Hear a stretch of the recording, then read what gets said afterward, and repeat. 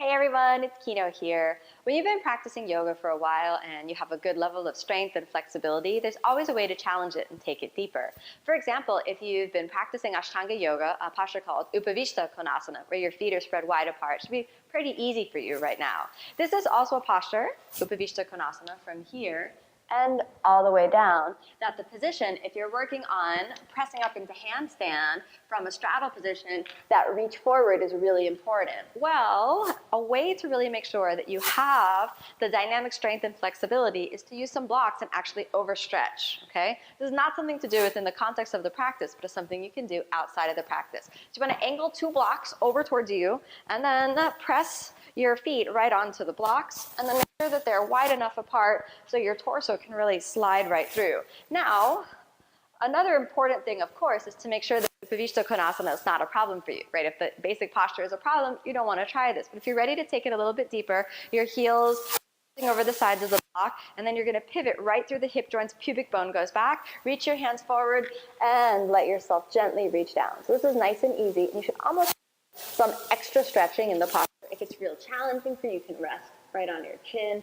And the probably most important thing is to let your lower back release forward in the posture. So you don't want to hunch over or round. Instead, you want to just kind of spiral forward. Since your feet are up off of the ground, then your sitting bones will remain on the ground. So we just stay here, hanging out here, reaching forward, forward, forward, and eventually the chin on the ground.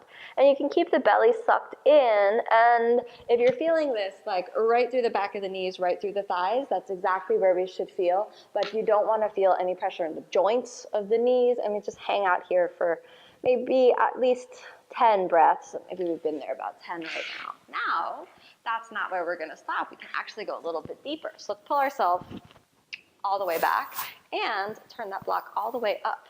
Right? It's a little less stable here, so we want to make sure that the block is flat on the ground. Heel is going to reach all the way off. It's almost like you got to build yourself a little tower here, but it'll be worth it when you're done. Then rest your heels all the way on top. Make sure again that the feet are wide enough apart so that you can slide through, and then again, press yourself down, all right? So there's almost like a little electrical impulse when you get from overstretching, but again, this is the perfect way to prepare for the straddle position, press up into handstand, and to take your Upavistha Konasana deeper, or even to take your straddle a little bit deeper, even though our legs aren't that wide apart. For anyone working Basana, which is an arm balance in the second series called Firefly in English, this is also a great prepare to get your knees really past the plane of the shoulders. Walk and wiggle your fingers forward and sink into the hip joints. Let it be soft, right? Not overly active, but at the same time, keep your toes pointed and the pelvic floor firm. After about 10 breaths here, really reach forward to really get the most out of it. Come onto your elbows and let yourself rest for a moment. Then roll your spine all the way up. Remove yourself easy from the blocks. You might notice that your knees like to be bent after that, so just hug yourself into a little ball, just for a few breaths from here. And then nice and easy, return to a comfortable seated position. So I hope this stretch will help you get a little deeper into your hips, a little deeper into the inner thighs. If anyone has a problem fully straightening the legs, this is also a great stretch to get the full length and the full extension through the backs of your legs. Not for beginners. Remember, if you are new to the practice, just stay with the basics, stay with Upavistha Konasana, something more basic until that's super easy for you. When you're ready to progress, you can try something like this. Thanks so much for watching, everyone.